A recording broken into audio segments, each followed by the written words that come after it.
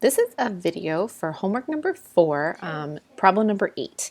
Now there's lots of parts to this problem, so we'll just kind of go through each one and make sure that you understand how this is working.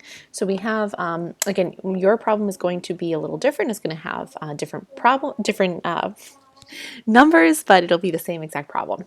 So in a clinical trial, 24 out of 872 patients taking a prescription drug daily complained of flu-like symptoms. Suppose that it is known that 2.4% of patients taking competing drugs complained of flu-like symptoms. Is there sufficient evidence to conclude that more than 2.4% of this drug's users experience flu-like symptoms as a side effect at the alpha equals 0.1 level of significance? So this is really what our hypothesis testing is all about. We're taking a look at this particular drug, for example, and maybe there's some threshold of, this type of symptom where if this, threshold is met, then this particular drug can't be on the market, or then doctors will instead look at competing drugs and prescribe those instead as a better alternative. So we're going to test this hypothesis using a sample. Again, the sample is going to be 872 patients taking this prescription drug, and 24 of them are complaining of these symptoms. Now, first, we need to make sure that we can actually do a hypothesis test. So there are certain criterion that needs to be met in order for us to be able to do a hypothesis test. The first criteria that needs to be met is that this little equation here, so it's n, which is your sample size, times p naught. Now, p naught is just your sample proportion here, times 1 minus p naught, and that has to be, we will figure out what that is. It always has to be greater than 10. So I know there are going to be different choices here in your drop-down menu for greater than, less than, greater than or equal to, less than or equal to. The key here is greater than. Now, one thing that I really like for these types of things here, the whole idea of satisfying the criterion for the either a confidence interval or hypothesis test, is to go to your question help and take a look at view and example.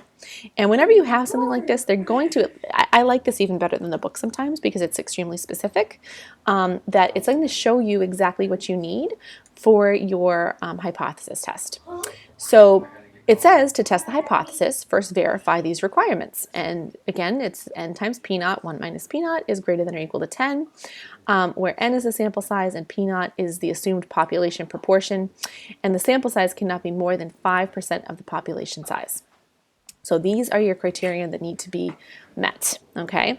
And you can go through and you can, it'll actually show you what exactly is going to go ahead and have to happen here. It'll also show you how to do your calculation. So if you look here, it's saying, n times p naught, you can see where they're getting their numbers. N is 875, that's their sample size here. And then p naught is the assumed population proportion. So here 1.5% is what they're using. Notice that they're changing that into a decimal when they put it into their calculation. And then they're doing 1 minus that p naught. And they're putting in their value. Now to do that calculation, I think it's easiest just to open up a little calculator, right? So we're gonna go, I'm just gonna use my Google calculator, and we'll do that calculation and make sure that we get that. So my n in this case is 872, so I'm gonna type in 872. You can also do parentheses here, okay? P naught in my case is 2.4. Now again, I'm going to change that to a decimal. To change the percent to a decimal, we go 2 decimal places to the left. So that will be 0.024. So times 0.024. And then we're also multiplying by 1 minus that, so 1 minus 0.024. And I'm getting 20.425. I believe they wanted us to round to the 2 decimal places, so this will be 20.43. Let's see. Oh, 1 decimal place. So 20.4. And again, this is a 2 over here, so we're going to go ahead and keep that 4 the same. And it's greater than 10. So that part is met. The sample size has to be less than 5% of the population. So in this one, we are assuming that there are lots of people taking this drug, okay? And that 872 is less than 5% of this population. And just make that an assumption. The sample can be reasonably assumed to be random. Remember, we always want a random sample, okay? And the requirements for testing the hypothesis are satisfied, okay? So I think the hardest part here is just this calculation, learning how to do that. Now, what are your null and alternative hypotheses? Now, the null hypothesis is always your equal sign. Always, always, always. And here we're testing a proportion, so we're going to choose P. Here, the null hypothesis, we're looking at what proportion they're taking a look here. It's known that 2.4% of patients taking competing drugs complain of these flu-like symptoms. So we're going to change that percent to a decimal, and that number is going to go here. Now, for your null and alternative hypotheses, these numbers are always going to be the same. So you're going to take this one, and you're just going to go ahead and put it right over here as well. And again, we're still testing for P. Now, what we have in H sub 1 here, what they call the alternative hypothesis, we want to say, is there enough evidence to conclude that more than 2.4% of drugs users experience flu-like symptoms? So that's why we're choosing the greater than symbol. And again, yours may be a little bit different. Now, how do we go ahead and find our test statistic and our p-value? Now, these are actually used for two different methods.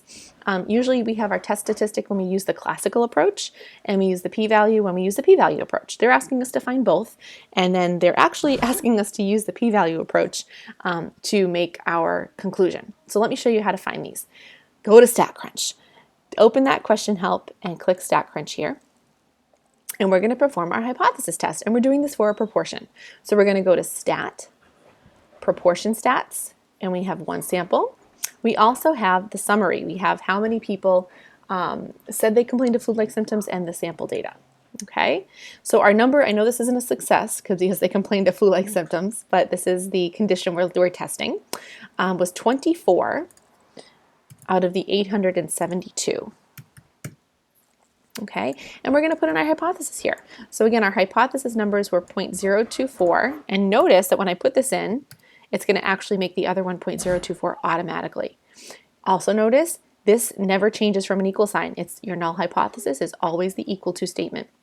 We just have to change our symbol here to be greater than. Now, what might be confusing is you're not using alpha yet. Okay, alpha is used in the p-value approach to make your decision, and I'll show you how to do that in 1 second. So click Compute, and here we have your results of your hypothesis test. You also have your z-stat, which you can then go ahead and copy into your findings on the next page, and your p-value. So they wanted us to round to 2 decimal places, so you see that they're getting 0.68, and the reason they're getting that, the 7 has a 9 next to it, so we're rounding up. And the p-value is 0.248, and they're rounding to 3 decimal places. Notice there's a 3 next to the 8, so we're keeping that 8 the same. Okay, I'm just going to minimize this in case we need to go back to it. One thing that's nice is it'll always save your data, and you can just go back to this left-hand corner down here and click in again if you need your data back. So if you don't press the X, you're good to go. Just minimize it. Now, once we have our p-value, this is where alpha comes in. There's a phrase on how to go ahead and make your decision. If p is low, H naught must go. Now what that means is if the p is lower than your alpha value, you're going to reject H naught. Okay, we always make our decision regarding H naught when it comes to hypothesis testing. H naught is the one on trial, as we so to say. Okay, so here I'm going to compare my p-value to my alpha value. Now, is p lower than alpha? Is p 0.248 less than 0.1? And here it is not. So again, the phrase is, if p is low, the null must go. And in this case, that is not true. So we're going to choose one that says that p is greater than alpha. So we have 2 things here. Since p is greater than alpha, do not reject the null hypothesis. And since p is greater than alpha, reject the null hypothesis. Now again, the phrase is, if p is low, the null must go. Here, it's greater, so we do not reject the null hypothesis, this phrase here. And that's why we're choosing A. So let me know if you have any more questions on this. Again, I think that the hardest part is that first part, because a lot of times it's difficult to find in the text, but if you use that question help and the show me an example, it makes it a lot easier. Let me know if you have any questions.